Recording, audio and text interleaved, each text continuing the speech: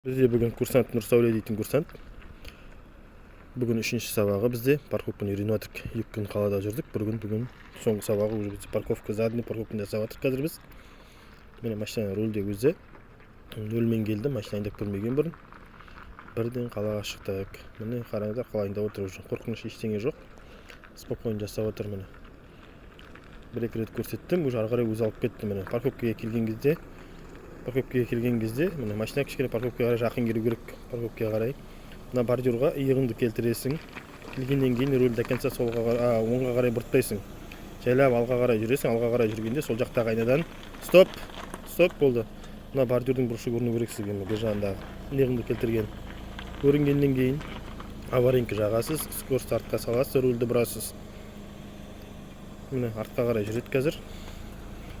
Артқа қарай жүріп баратқанда жайлап жүргіз Нұрсәуле.